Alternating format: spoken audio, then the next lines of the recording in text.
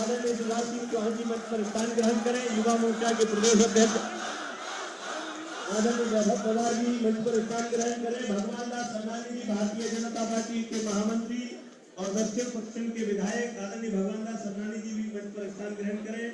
Oriental group के chairman आदरणीय प्रवीण ठकराल जी भाई साहब भी आए और मंच पर स्थान ग्रहण करें। इस क्षेत्र के पार्षद आदरणीय राजेश चौकसे जी आए और स्थान ग्रहण करें। युवा मोर्चा के हमारे जिले के अध्यक्ष अजय पाटीदार जी भी आए और मंच पर स्थान ग्रहण करें। मैं मंच से आसीन सभी अतिथियों से आग्रह करूंगा कि भारत माता के चित्र पर माल अर्पण कर दीप प्रज्वलित कर कार्यक्रम को प्रारंभ करें। बोले भारत माता की, भारत माता की, भारत माता की, वंदे वंदे वंदे, भारत माता की, भारत माता की।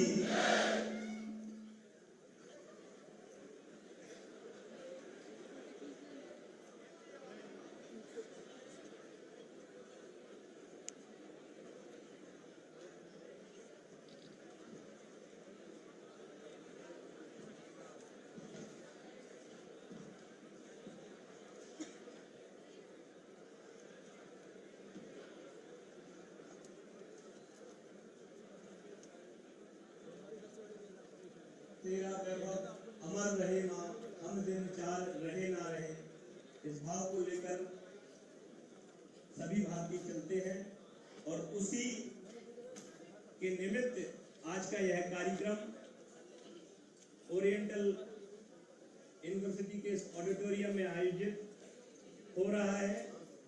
One nation one nation one nation one nation one nation one election के इस कार्यक्रम में हमारे बीच में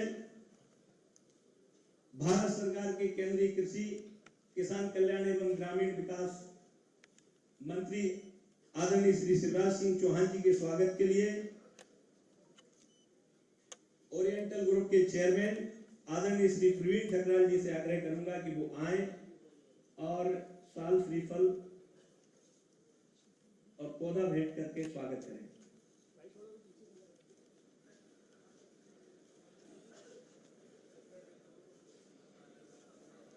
और चेयरमैन सर के साथ आप सब भी मामा जी का स्वागत करते हैं, तो जरा जोरदार ताली बजाकर आप सब भी मामा जी का स्वागत करिए, अभिनंदन करिए, वंदन करिए।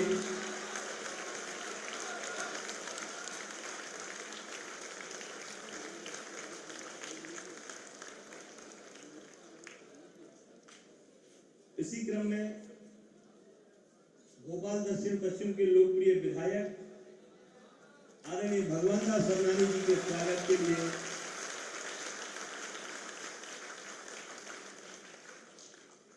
श्री गौरव ठकराल जी ओरिएंटल ग्रुप के उप कुलाधिपति आए और भगवान दास सरनानी जी भाई साहब का स्वागत करें।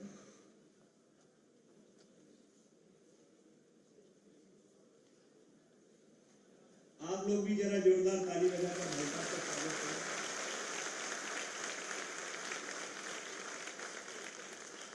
भारतीय जनता युवा मोर्चा के प्रदेश के अध्यक्ष और वो खुद इंजीनियर हैं, तो आपके सहपाठी आदरणीय वैभव पवार जी के स्वागत के लिए डॉक्टर राजेश के शुक्ला जी आए और वैभव पवार जी का स्वागत करें।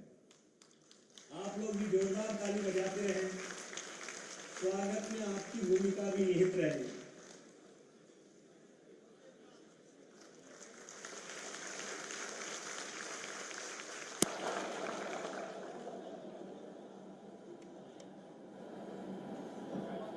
ओरिएंटल ग्रुप के चेयरमैन और आप सबके अभिभावक आदरणीय प्रवीण ठकराल जी के स्वागत के लिए के द्विवेदी सर आए और ठकराल सर का स्वागत करें। सर आपका स्वागत इसलिए नहीं कि आपके कैंपस में है, आपका स्वागत इसलिए कि वन नेशन वन इलेक्शन की मुहिम के लिए आप और आपके यहाँ के छात्र पूरा सपोर्ट कर रहे हैं, इसलिए आप एक बार जोरदार ताली बजाकर ठकराल सर का स्वागत करें, अभिनंदन करें। इस क्षेत्र के पार्षद भाई राजेश चौकसे जी के स्वागत के लिए मैम शिखा भार्गव जी आए, आप स्वागत करें। भैया तो थोड़ा पीछे करो यार इनको भाई, तो छोटू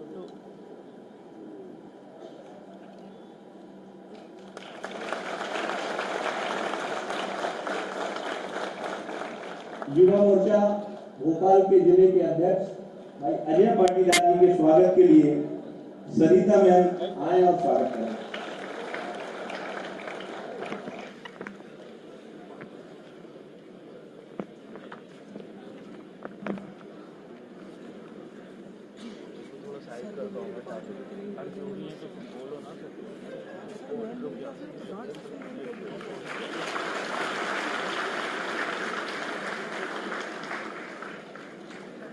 आज के कार्यक्रम को प्रारंभ करते हुए ओरिएंटल ग्रुप की स्टूडेंट बहन विशाखा भारती आए और आज का स्वागत उद्बोधन वेलकम स्पीच है।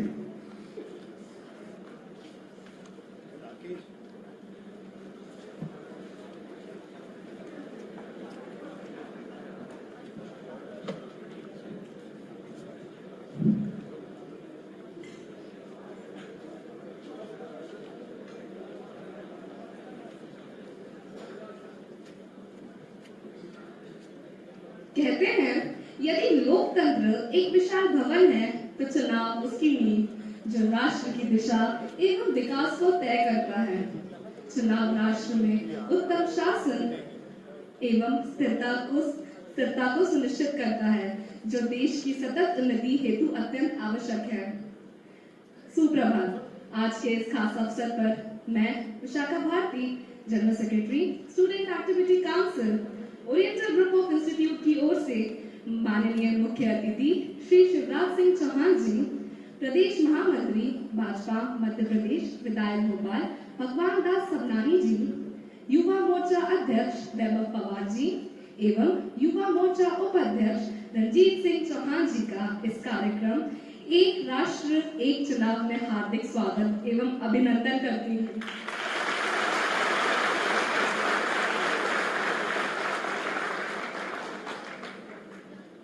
माननीय श्री शिवराज सिंह चौहान जी भारत सरकार में कृषि एवं किसान कल्याण मंत्री तथा ग्रामीण विकास मंत्री के रूप में अपनी सेवाएं दे रहे हैं। आपके कुशल नेतृत्व और दूरदर्शिता ने हमारे देश की कई सकारात्मक परिवर्तन लाए हैं। आपके नेतृत्व में मध्य प्रदेश ने विकास की नई ऊंचाइयां छुई हैं। आपकी सिंचाई, सड़कें, बेटी बचाओ बेटी पढ़ाओ और लाडली लक्ष्मी जैसी योजनाओं से प्रदेश सशक्त हुआ है। हमारा सौभाग्य है कि आज हमें आपका मार्गदर्शन मिल रहा है। आगे बढ़ते हुए मैं ओरिएंटल ग्रुप के माननीय अध्यक्ष और ओरिएंटल यूनिवर्सिटी इंदौर के कुलाधिपति श्री प्रवीण ठकराल जी, उप कुलाधिपति ओरिएंटल यूनिवर्सिटी इंदौर श्री गौरव ठकराल जी, सभी डायरेक्टर्स, शिक्षकगण, विद्यार्थी, मीडियाकर्मी एवं उपस्थित सभी महानुभावों का भी स्वागत करती हूँ।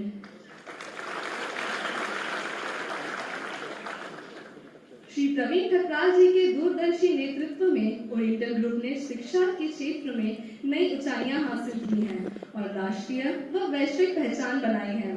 आपकी प्रेरणादायक सोच और नवाचार की प्रतिबद्धता ने शासन को तकनीकी शिक्षा, शोध और उद्यमिता का आदर्श बनाया है। आपके मार्गदर्शन में ओरिएंटल के विद्यार्थी उद्योग और वैश्विक मंच पर सफलता प्राप्त कर रहे हैं। आगे बढ़ते हुए मैं ओरिएंटल ग्रुप का आभार व्यक्त करना चाहूंगी जो समाज कल्याण के लिए हमेशा महत्वपूर्ण पहल करता आ रहा है। साथ ही मैं हमारे माननीय अतिथि श्री शिवराज सिंह चौहान जी का भी अभिवादन करना चाहूंगी जो इस महत्वपूर्ण पहल का नेतृत्व कर रहे हैं और अपने मूल्यवान समय के साथ हमारे कार्यक्रम का हिस्सा बने हैं। इस कार्यक्रम का उद्देश्य एक राष्ट्र एक चुनाव के विभिन्न आयामों पर चर्चा करना है, जिससे हम इसके लाभ और चुनौतियों को समझ सकें। यह विषय राष्ट्र हित में एक महत्वपूर्ण सुधार का संकेत देता है, जो प्रशासनिक सुगमता और राजनीतिक स्थिरता की दिशा में एक अहम कदम हो सकता है। यह विषय न केवल प्रतिबद्धकीय दृष्टि से बल्कि लोकतांत्रिक मूल्यों को सशक्त बनाने की दिशा में अत्यंत महत्वपूर्ण है। मैं पुनः आप सभी का हार्दिक स्वागत करती हूँ और आशा करती हूँ कि आज का यह संवाद हम सभी के लिए ज्ञानवर्धक और प्रेरणादायक होगा। धन्यवाद।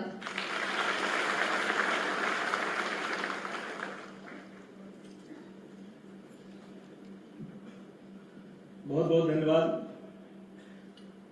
विशाखा जी। इसी क्रम में मैं आग्रह करूंगा कि भारतीय जनता युवा मोर्चा के प्रदेश के अध्यक्ष आदरणीय भैया वैभव पवार जी आए और युवाओं से संवाद करें।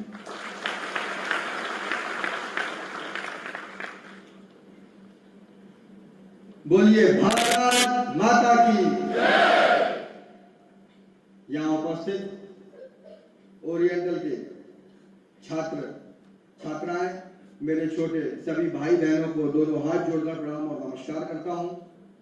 साथ ही साथ आज इस संवाद में मंच पर विराजमान ऐसी शख्सियत जिन्होंने इस मध्य प्रदेश को विकास के नए आयाम देने का काम किया और अब वर्तमान कालखंड में देश की कृषि और देश के ग्रामीण विकास को आगे बढ़ाने का एक महत्वपूर्ण काम कर रहे हैं, ऐसी देश की जानी मानी शख्सियत आदरणीय शिवराज सिंह चौहान जी का दोनों हाथ जोड़कर बहुत बहुत अभिनंदन और स्वागत करता हूं।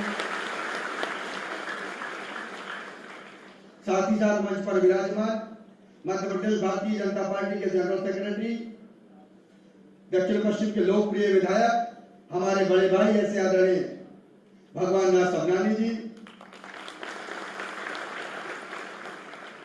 ओरिएंटल ग्रुप जो शिक्षा के क्षेत्र में एक अग्रणी भूमिका निभाने वाला और कहे तो इस प्रदेश का नंबर 1 इंस्टीट्यूट है, ऐसे इंस्टीट्यूट का बहुत बेहतर तरीके से संचालन करके उसको आगे बढ़ाने का काम करने वाले ऐसे हमारे आदरणीय प्रवीण ठकराल सर,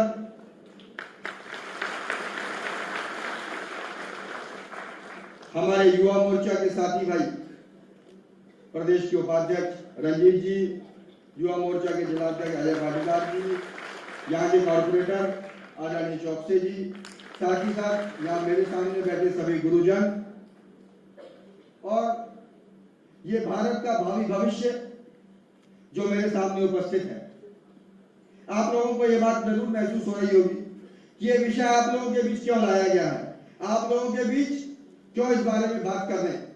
इस देश की इतनी बड़ी शख्सियत जिनका संसदीय इतिहास की यदि बात करें तो जो 6 बार सांसद और 6 बार विधायक रह चुके, जिन्होंने मध्य प्रदेश को 18 साल तक नेतृत्व दिया और अब केंद्र में नेतृत्व दे रहे हैं, ऐसे आदरणीय शिवराज सिंह चौहान जी आप लोगों के बीच बात करने के लिए क्यों उपस्थित हुए हैं? वो आपके बीच बात करने के लिए इसलिए उपस्थित हुए हैं कि ये वो पीढ़ी है जो विकसित भारत का नेतृत्व करने वाली है। आप लोग विभिन्न क्षेत्रों में जाएंगे और हर क्षेत्र में अलग अलग क्षेत्रों में जाकर इस भारत का नेतृत्व करने वाले हैं। इसलिए इस बात को जानने और समझने की आवश्यकता है कि आज देश के ऐसे कौन से महत्वपूर्ण मुद्दे हैं और भारत की आजादी के इन 77 वर्षों में ऐसे कौन से विभिन्न आयाम हैं जिसमें देश आगे बढ़ा और जिन चीजों के कारण भारत का विकास अवरुद्ध हुआ है। तो उसका एक बड़ा कारण भारत में चुनाव प्रक्रिया का पुनरावलोकन करने की आवश्यकता है और चुनाव प्रक्रिया में सुधार की आवश्यकता है कि चुनाव प्रक्रिया में 1 नेशन 1 इलेक्शन जैसा एक महत्वपूर्ण मुद्दा कि देश के चुनाव चाहे वो विधानसभा और लोकसभा के चुनाव एक साथ हो ताकि देश विकास के नए रास्तों पर आगे बढ़े। आज उस विषय पर हमारा वैचारिक प्रबोधन करने के लिए हम लोगों को इस विषय की विशेष रूप से जानकारी देने के लिए हम लोगों के बीच इस मध्य प्रदेश के जननायक उपस्थित हैं। इसलिए हम सभी भाग्यशाली हैं कि मध्य प्रदेश में इस कार्यक्रम का यदि आगाज हो रहा है और कहूं तो पूरे देश में पब्लिक डोमेन में जाकर बात करना कहीं प्रारंभ हो रहा है, तो उस बात करने को प्रारंभ करने का काम आदरणीय शिवराज सिंह चौहान जी ने वो स्थान मध्य प्रदेश के ओरिएंटल कॉलेज चुना है। इसलिए हम सभी भाग्यशाली हैं और आदरणीय पूर्व मुख्यमंत्री जी वर्तमान हमारे केंद्रीय मंत्री जी को मैं बहुत बहुत धन्यवाद भी देना चाहता हूं कि उन्होंने यह अवसर हम लोगों को प्रदान किया। और एक बार पुनः आप ओरिएंटल ग्रुप और यहाँ के सभी विद्यार्थियों को बहुत बहुत बधाई और शुभकामनाएं देते हुए अपनी वाणी को विराम देता हूँ।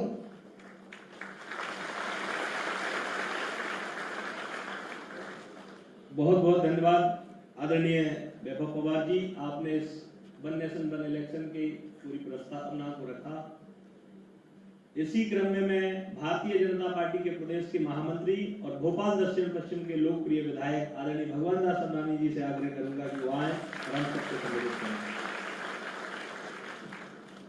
भारत माता की, भारत माता की। आज एक महत्वपूर्ण विषय पर जो भावी पीढ़ियों के लिए महत्वपूर्ण है, एक देश एक चुनाव, वन नेशन वन इलेक्शन, इसको लेकर के आज का जो सेमिनार है, आज की जो संगोष्ठी है, इसके मुख्य वक्ता, मुख्य अतिथि, देश के राजनीति में महत्वपूर्ण स्थान रखने वाले कृषि, किसान कल्याण, ग्रामीण विकास के मंत्री, मध्य प्रदेश के लगातार 18 साल तक जिन्होंने नेतृत्व किया, ऐसे मध्य प्रदेश के पूर्व मुख्यमंत्री आदरणीय शिवराज सिंह चौहान जी के लिए आप करतल ध्वनि से प्रथम उनका अभिनंदन करें। आज के इस कार्यक्रम में भारतीय जनता युवा मोर्चा के प्रदेश के अध्यक्ष भाई वैभव पवार जी, प्रदेश के उपाध्यक्ष रंजीत चौहान जी, हमारे इस जिले के स्थान पर यहाँ कार्यक्रम आयोजित हो रहा है, इसे ओरिएंटल ग्रुप के हमारे चेयरमैन आदरणीय प्रवीण ठकराल जी, युवा मोर्चे के जिले के अध्यक्ष अजय पाटीदार जी, इस क्षेत्र के पार्षद हमारे राजेश चौकसी जी, इस सभागार में उपस्थित सभी देवियों सज्जनों और मेरे इस कॉलेज में अध्ययनरत सभी छोटे भाई और बहनों, सभी स्टूडेंट्स, आज जिस विषय को लेकर हम सभी यहाँ एकत्रित हैं, आज से शुरुआत मध्य प्रदेश में हो रही है। मध्य प्रदेश के भोपाल में भी कार्यक्रम है और इंदौर में भी कार्यक्रम है, और आज जो इस कार्यक्रम का आगाज या शुरुआत करने जा रहे हैं, आज न केवल मंत्री के रूप में, जो मंत्री समूह इस सारे कार्यक्रम को लीड करने वाला है, देश में जगह जगह जो कार्यक्रम होने वाले हैं उसमें अपनी बात रखने का अवसर जिनको मिलने वाला, उसका कोऑर्डिनेशन का काम भी जिनके जिम्मे है, ऐसे माननीय शिवराज सिंह चौहान जी हमारे बीच में है। आज हम सबको समझना होगा कि 1967 के पहले 1952 से लेकर के 1967 तक लगातार एक साथ चुनाव होते थे।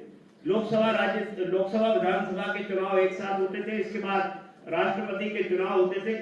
लेकिन 67 में वहां से लेकर के कांग्रेस ने सरकारों को गिराने का काम किया, 356 लगा करके सरकारें अपदस्थ करना और अपनी हुकूमत कायम करना, केवल इस नापाक एक इरादे को लेकर के देश में अलग परिस्थिति का निर्माण किया। और 1971 आते आते तो लोकसभा भी प्रीपोन करवा करके और लोकसभा के चुनाव भी समय से पहले करवाना और अपनी सुविधा के हिसाब से कराना। और ये चलते चलते अब ऐसा हो गया कि प्रतिवर्ष किसी भी वर्ष में ऐसा नहीं होता कि 4-5 राज्यों के चुनाव नहीं होते। पिछला जो लोकसभा का चुनाव हुआ, इसमें 4.5 लाख करोड़ रुपए का खर्चा हुआ। अगर ये एक साथ चुनाव होंगे, माननीय प्रधानमंत्री नरेंद्र मोदी जी की जो दूरगामी सोच है, इस देश को मजबूत करने के लिए जब एक साथ चुनाव होंगे तो पैसे की बचत होगी, एक कारण है, लेकिन विकास का पहिया जिस तेजी के साथ चलेगा और विकसित भारत का जो संकल्प उनका है, वो 2047 तक हम किस ऊंचाई तक पहुंच सकते हैं, भारत को दुनिया का सिरमौर बना सकते हैं, उसके लिए सबसे अहम कड़ी है कि चुनाव एक साथ हो। एक साथ चुनाव होने पर रोज रोज की आचार संहिता, रोज रोज काम रोकना, ये सब न होकर के हमारी एकाग्रता रहेगी और मतदान का प्रतिशत भी निश्चित रूप से बढ़ेगा। जो टर्नआउट करने के लिए लगातार भारत का निर्वाचन आयोग प्रयास करता है कि ज्यादा से ज्यादा मतदान हो, लोग रोज के मतदान से ऊबने लगे, इसलिए चुनाव एक साथ होगा तो उसको पर्व के रूप में मनाया जाएगा, उसको उत्सव के रूप में मनाया जाएगा और ज्यादा से ज्यादा भागीदारी होगी। और वो जो पैसा बचने वाला है वो शिक्षा और स्वास्थ्य के उन महत्वपूर्ण कामों के लिए खर्च होने वाला है जो आने वाली पीढ़ी के लिए आवश्यक है। इसलिए ये इतना आवश्यक है कि जब आप अलग अलग क्षेत्रों में जाएंगे तो आपको अपने क्षेत्र के साथ ये कहने को होगा कि चुनाव जब एक साथ होंगे तो ये जो धनराशि बचने वाली है, समय का जो नुकसान जो हो रहा है उसको जो रोकने का काम माननीय प्रधानमंत्री जी कर रहे हैं, तो उसको लेकर के हम कितना उपयोगी हो सकते हैं और भारत किस तेजी के साथ आगे बढ़ सकता है। आज यह परिस्थिति, आज ये कार्यक्रम निश्चित रूप से मील का पत्थर साबित होगा। और आज जब हमको जिनका संबोधन मिलने वाला है, मध्य प्रदेश में क्रांतिकारी परिवर्तन उन्होंने किया, जब मध्य प्रदेश के मुख्यमंत्री बने तो ये बहनें बैठी है, उन बहनों के लिए सबसे पहले स्थानीय निकाय में आरक्षण किया। 50% आरक्षण अगर किसी देश में किसी राज्य में मिला तो मध्य प्रदेश में माननीय शिवराज सिंह चौहान जी ने पहला ये अधिकार आपको दिया। और यहाँ से लेके बच्ची के जन्म जो अभिशाप मानी जाती थी वो वरदान के रूप में बनाने का काम अगर पूरे देश में किसी राज्य में पहला हुआ तो माननीय शिवराज जी के नेतृत्व में मध्य प्रदेश में हुआ कि बिटिया लाडली हो गई। वो बिटिया के जन्म से लेकर उसकी मां बनने तक उसको किस तरीके से उसके जन्म को आने दो। और यहाँ पर अब जो अनुपात था, महिला और पुरुष का जो अनुपात था वो भी अब उसमें बेहतर हुआ है, क्योंकि महिला के सशक्तिकरण का काम, बेटियों को पढ़ाने और बेटियों के संरक्षण का काम मध्य प्रदेश में माननीय मुख्यमंत्री रहते शिवराज सिंह चौहान जी ने किया।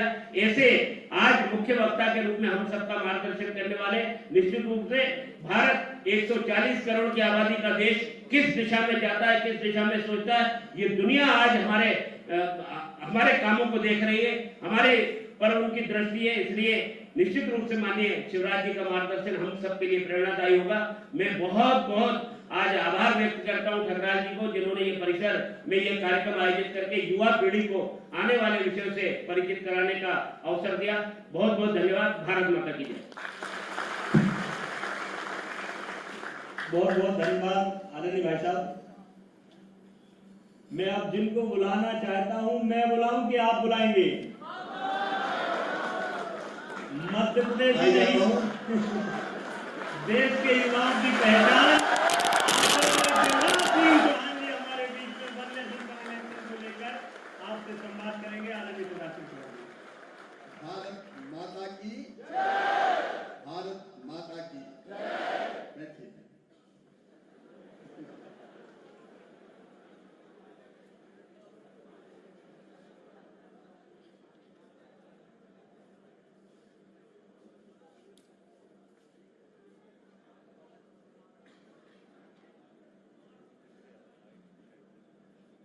दक्षिण पश्चिम के लोकप्रिय विधायक,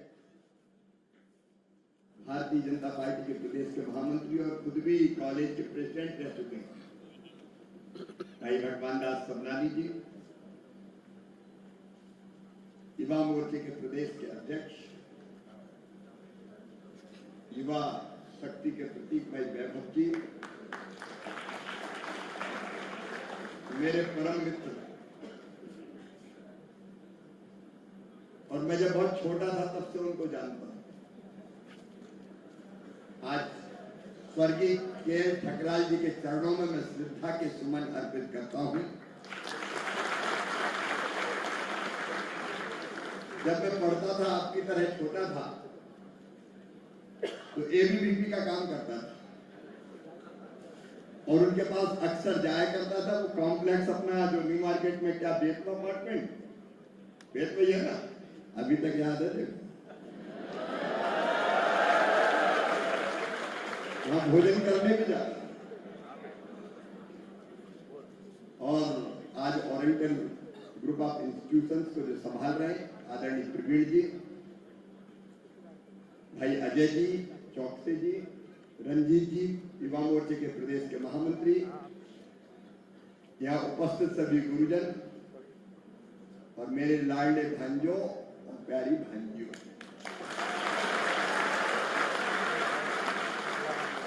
विशाखा बहुत अच्छा बोली, लेकिन एक बात वो कह रही थी, मुख्य अतिथि। मैं अतिथि लग रहा हूं क्या?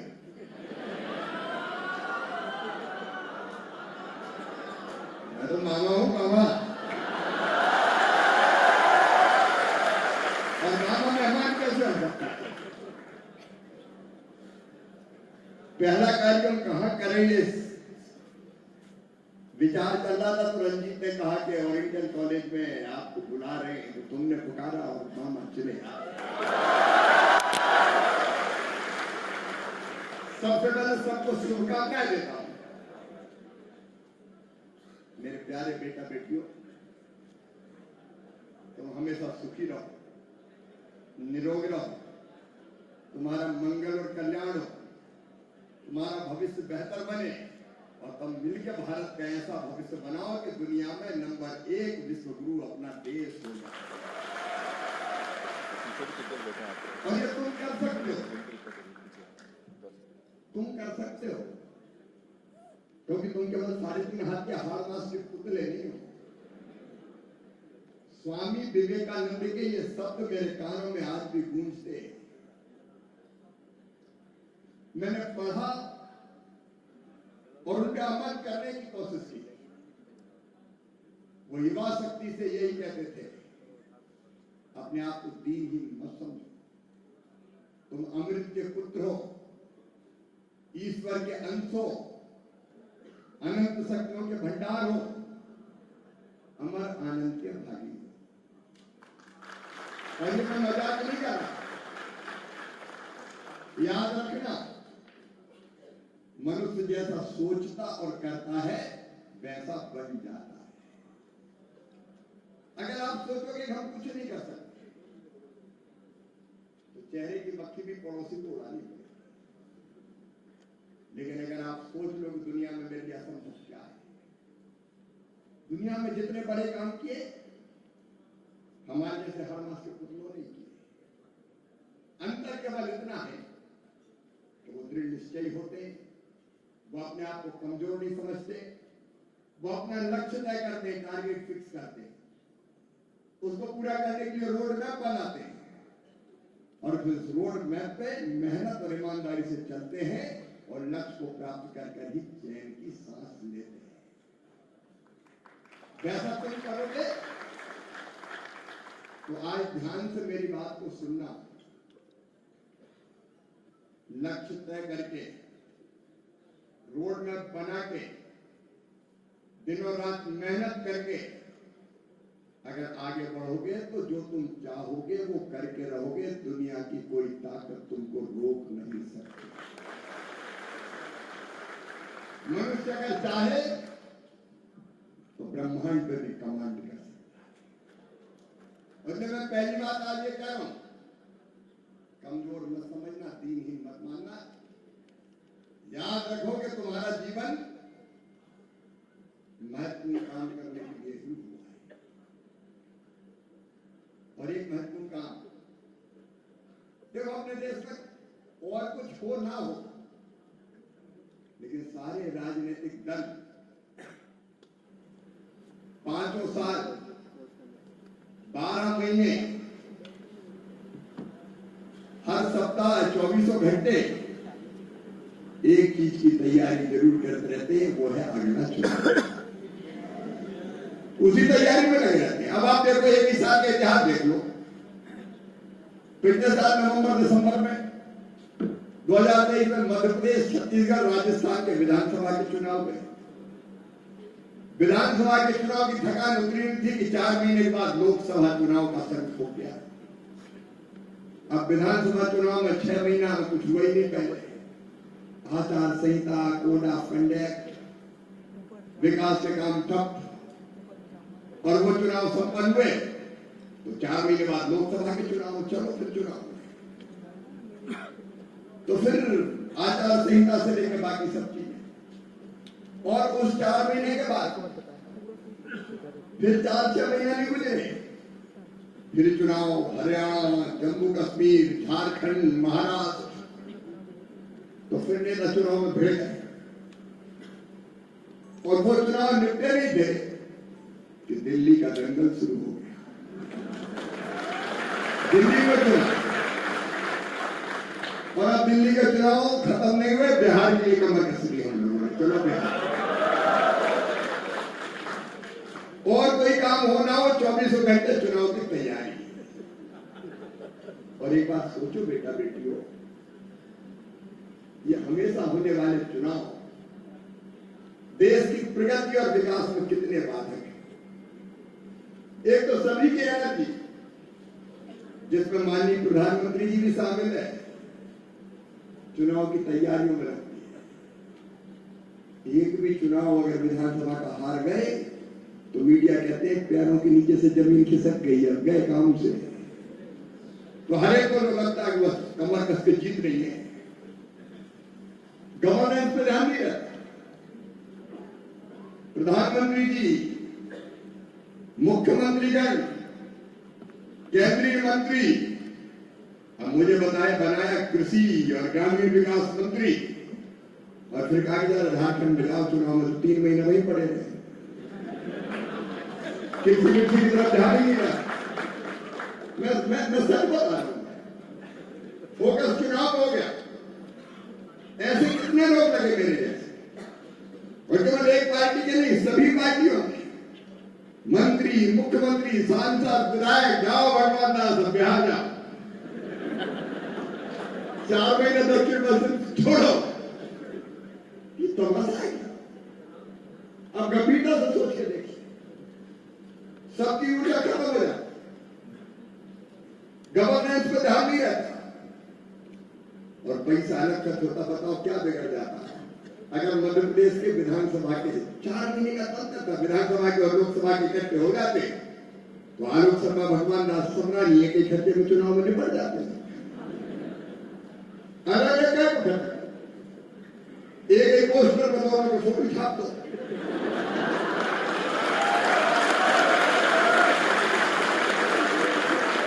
एक पब्लिक मीटिंग में दोनों का काम हो जाए, और एक ही 2 मशीन रख दो भैया पोलिंग बूथ पे, एक लोकसभा का बटन दबा दो, एक विधानसभा का दबा दो।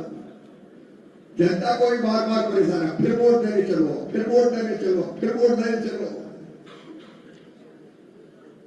कितना पैसा खर्चा होता है एक बार चुनाव कराने में? 4.5 लाख करोड़ खर्चा।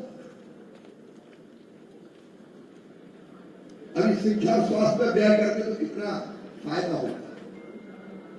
क्यों अलग अलग चुनाव होना चाहिए? हर 4 महीने में चुनाव, हर 6 महीने में चुनाव, धन का अपव्यय होता है, गवर्नेंस प्रभावित होती है। अच्छा, ये पैसा तो मैं बता रहा हूं जो औपचारिक खर्चा होता है, पीछे से और कितना खर्चा होता है।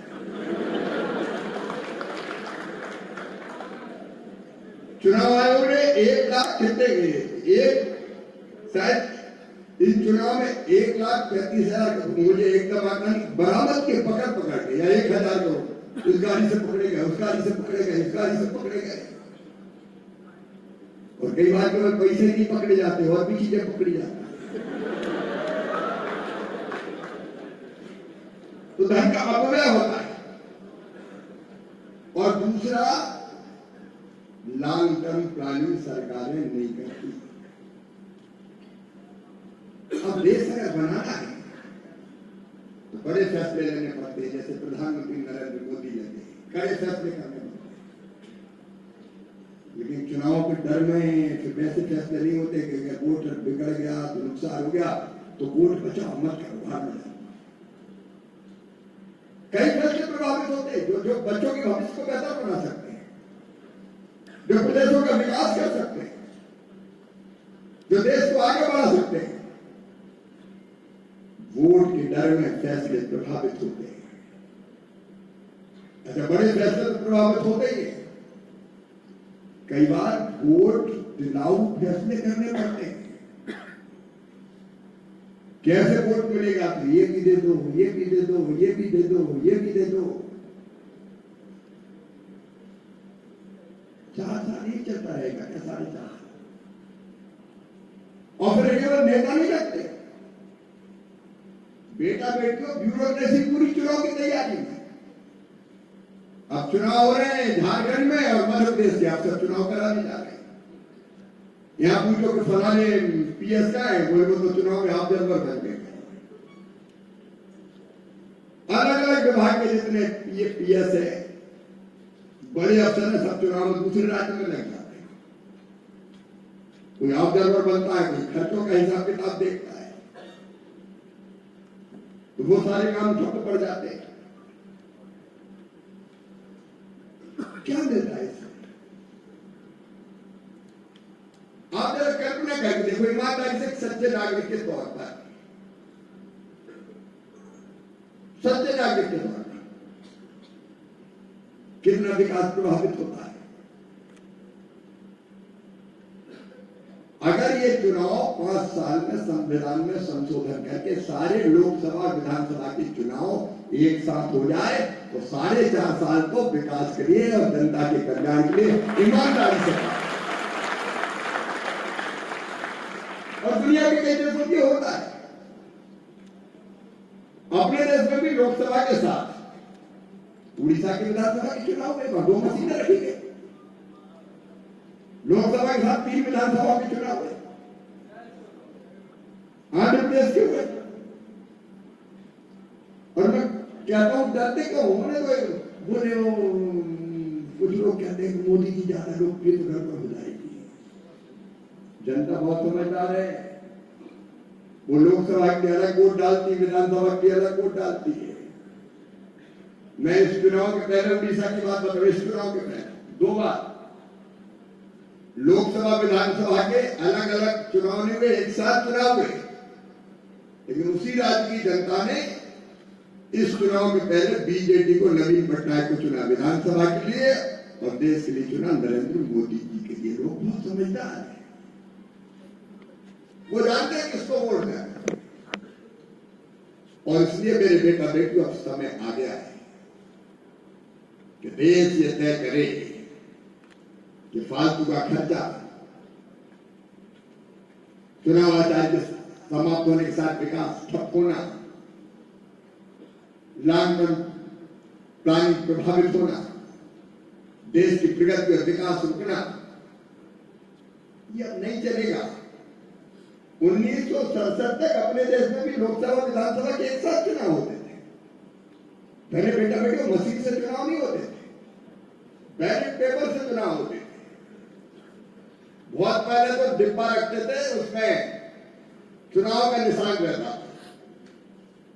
तो जिसको वोट देना उसमें एक डाल दो बैलेट पेपर। बाद में फिर वो बैलेट पेपर ऐसे आए कि जिसपे चुनाव चिन्ह और नाम रहता था, तो उस पर मोहर लगानी पड़ती थी। और बाद में फिर ईवीएम आ गई, अब ईवीएम से चुनाव होते। 67 तक यही होता, लेकिन 67 में कोई आरोप नहीं लगा, लेकिन विधानसभा भंग करना शुरू कर दिया। अगर दूसरी पार्टी की विधानसभा बन गई तो भंग कर आर्टिकल 356 का उपयोग करके और तो दूसरा चुनाव करवा दो। तब से ये जो पैरिटी थी, एक साथ चुनाव होते थे, वो बिगड़ गई और अलग अलग चुनाव होने लगे। और मैं जो बात कर रहा हूं, मैं अकेला नहीं, देश में चुनाव आयोग ने 1983 में 1983 में सबसे पहली बार कहा कि भाई एक साथ चुनाव होना चाहिए। 99 में विधि आयोग ने कहा कि बार बार चुनाव क्यों, चुनाव संविधान में संशोधन करके एक साथ होना चाहिए। देश के न्यायाधीश, मुख्य न्यायाधीश, चुनाव आयोग के पूर्व आयुक्त, अनेक विचारशील लोगों ने इस बहस को आगे बढ़ा कि एक साथ चुनाव होना चाहिए, अलग अलग चुनाव नहीं होना चाहिए। और बाद में भारतीय जनता पार्टी ने इस विषय को उठाया कि एक बार चुनाव संविधान में संशोधन करके लोकसभा विधानसभा के होना चाहिए। तो प्रधानमंत्री नरेंद्र मोदी जी ने पूर्व राष्ट्रपति डॉक्टर कोविंद जी, रामनाथ कोविंद जी की अध्यक्षता में उच्च स्तरीय समिति बनाई। उस समिति ने जो विचार विमर्श किया, उसमें 87% लोगों ने कहा एक साथ चुनाव होना चाहिए, बार बार चुनाव नहीं होना। देश के विद्वान, विचारक, सोचने वाले अनेक राजनीतिक दल अब ये भी चाहते हैं एक साथ चुनाव होना चाहिए। और मेरे प्रिय बेटा बेटियों, आज समय आ गया कि हम सोचें कि एक साथ चुनाव संविधान में संशोधन करो और 5 साल में एक बारी लोकसभा विधानसभा के चुनाव निपटा दो, ताकि बार बार का झंझट समाप्त हो जाए। बताओ ठीक है कि नहीं? जोर से बताओ ठीक है कि नहीं? एक बार कर पाओ।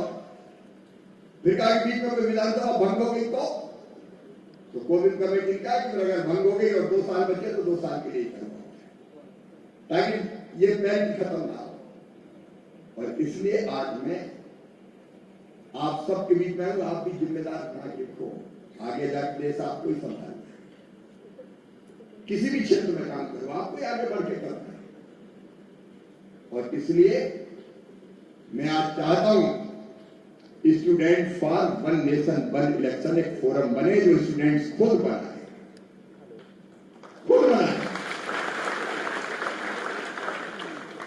अब अभी तो विशाखा ने बताया कि वो जनरल सेक्रेटरी या प्रेसिडेंट भी होंगे, बाकी लोग मैं सोचता हूँ बेटा बेटा पहल कर, ये कोई राजनीतिक दल का विषय नहीं है, ये तुम्हारे भविष्य का सवाल है। क्यों इतने पैसे खर्चा होना चाहिए, बर्बाद होना चाहिए? क्यों इन पैसों को शिक्षा पे, स्वास्थ्य पे, दूसरी चीजों पर खर्चा नहीं होना चाहिए? और ये देश से एक आवाज उठे कि बहुत हो गया, अब नहीं चलेगा, और जनता का ये दबाव बने कि हम एक राष्ट्र एक चुनाव के पक्ष में खड़े हैं, एक राष्ट्र एक चुनाव के समर्थक हैं, और जनता सड़क पर निकल के राजनीतिक दलों को मजबूर कर दे कि एक साथ चुनाव कराओ, और नहीं तो तुम्हारी हालत हम खराब कर दें। एक मूवमेंट करें, एक दल अभियान करें, एक राष्ट्र एक चुनाव का आंदोलन बन जाए। राजनीतिक दल और किसी चीज से डरे न डरे, अगर उनको लगता है कि जनता नाराज हो जाएगी तो फिर सब लाइन में खड़े हो जाते हैं। हम विवश कर दें, धन की बर्बादी नहीं होने देंगे, विकास ठप नहीं होने देंगे, देश की प्रगति विकास में बाधा नहीं बनने देंगे, एक साथ चुनाव। इसलिए आज मैं आज आपको आह्वान करने आया, केवल मेरा विषय नहीं है, एक राजनीतिक दल का विषय नहीं है, ये विषय देश का विषय है। मेरे बेटा बेटियों, देश के बनाने के लिए तुम भी आगे आओ और इस आवाज को बुलंद करो कि एक साथ चुनाव। सोशल मीडिया पे एक्टिव हो, अपने ट्विटर हैंडल पे या फेसबुक पे, इंस्टाग्राम पे आप पोस्ट डालो, एक साथ एक चुनाव होना चाहिए। और मैं चाहता हूं भोपाल में विद्यार्थियों का एक फोरम बने जो इसके लिए आवाज बुलंद करे और अपने कार्यक्रम बनाए, पढ़ाई पर ध्यान देते हुए एक साथ एक चुनाव होना चाहिए। ये मैं किसी भी राजनीतिक दृष्टिकोण से बेटा बेटी बात नहीं कर, मेरे मन में भी था क्यों हो, क्यों हो पा, देश की बर्बादी क्यों होनी चाहिए? और इसलिए हम सब गंभीरता से इस पर विचार करें, आप अगुवाई करो इसको। मैं चाहता हूं कि देश के स्टूडेंट्स इसकी अगुवाई करें, और अगुवाई की शुरुआत ओरिएंटल ग्रुप ऑफ इंस्टीट्यूशन से ही हो जाए। यहाँ के बच्चे बाकी बच्चों से भी संपर्क करें कि हम तो पक्ष में तुम भी आगे। मुझे लगता है कि आप एक दिन बोले के आओगे जब देश में एक साथ चुनाव होंगे और तब सही अर्थों में लोकतंत्र जमीन पर उतरेगा। एक बार मैं फिर अपने बच्चों को, मैं तुमको दिल से प्यार करता हूं, क्योंकि तुम ही भविष्य, और इंसान का मतलब ही क्या है? मैं मानता हूं प्रेम ही ईश्वर है। एक दूसरे को स्नेह करना, प्रेम करना, एक दूसरे को आगे बढ़ाना। और मैं तो जहां गुजरता हूं मुझे लगता है कि कैसे हाथ मिला लूं, कैसे सिर पे हाथ रख दूं, इस प्यार का आनंद अलग है। हम अलग नहीं है बेटा बेटी, हम सब एक परिवार है, एक परिवार, एक ही चेतना हम सब में है। सिया राम है सब जगतानी, सब में सिया राम है तो अलग कौन है? तुम्हारे प्यार इसी भाषा है। ये वचन देते हुए कि प्रधानमंत्री नरेंद्र मोदी जी के नेतृत्व में कृषि और ग्रामीण विकास के माध्यम से देश की तकदीर बदलने में संपूर्ण क्षमता छोड़ काम करूंगा, कर रहा हूं, कोई कसर नहीं छोड़ूंगा, ताकि मेरे बच्चों का भविष्य भी बेहतर बने। और एक बार फिर तुम सबको शुभकामनाएं देते हुए खूब आगे बढ़ो, अपने आप को कमजोर मत समझो, बड़ा लक्ष्य तय करो, अपने माता पिता का नाम रोशन करो, मध्य प्रदेश का नाम रोशन करो, देश में ऐसे मुकाम कर ले जाओ तो दुनिया कहे कि ये भारत है। एक बार फिर दिल से शुभकामनाएं। प्यार तो इतना है कि तुमको हमारी उम्र लग जाए। आगे बढ़ते रहो, बहुत बहुत शुभकामनाएं और आशीर्वाद, और वन नेशन वन इलेक्शन की आवाज को भी बुलंद करो। बहुत बहुत धन्यवाद। बहुत बहुत धन्यवाद आदरणीय मामा जी, आपने बहुत ही विस्तृत रूप से वन नेशन वन इलेक्शन के बारे में युवा साथियों को बताया। आप सभी तैयार हो वन नेशन वन इलेक्शन के लिए? वन नेशन, एक देश, जोर से, one nation, one nation, one nation. आप सभी यहाँ पर उपस्थित स्टूडेंट ये QR कोड जो है इसको स्कैन करेंगे और वन नेशन वन इलेक्शन की इस मुहिम को अपने सोशल फॉर्म पर जाकर सपोर्ट करना है।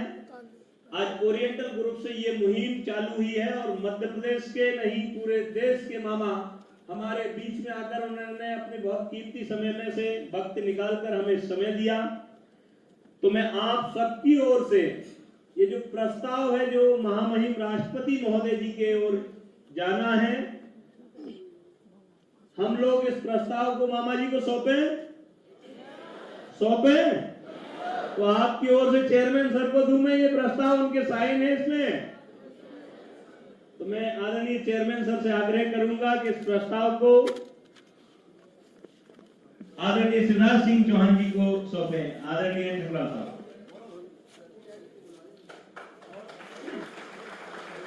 छात्र परिषद के अध्यक्ष आए यहाँ पर, सिमी सिन्हा आए, विशाखा जी आए, सभी लोग उनकी ओर से भी ये पूरा डेलीगेशन ये पूरा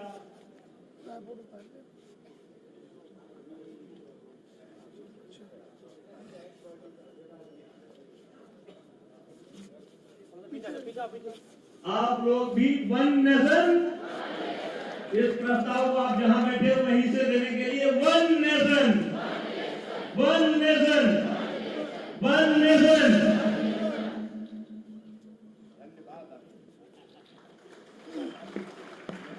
आज के कार्यक्रम के आभार के लिए छात्र परिषद से सिमी सिन्हा आए और आज के इस कार्यक्रम का आभार व्यक्त करें। और फिर इस सबके बाद में आदरणीय मामा जी यहाँ पर नीचे जो सोफे लगे हुए हैं वहां पर मंच पर उपस्थित भगवान दास सम्मानी जी, ठकराल साहब, वैभव पवार जी जाएंगे और एक फोटो होगी। ठीक है, फोटो खिंचानी है।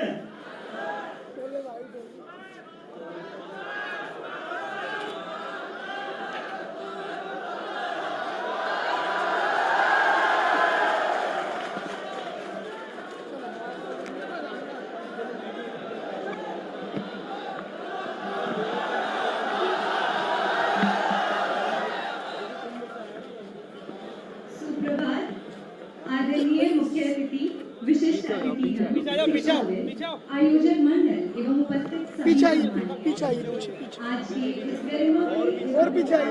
कार्यक्रम एक राष्ट्र एक चुनाव के समापन के अवसर पर मैं ओरिएंटल ग्रुप की ओर से सभी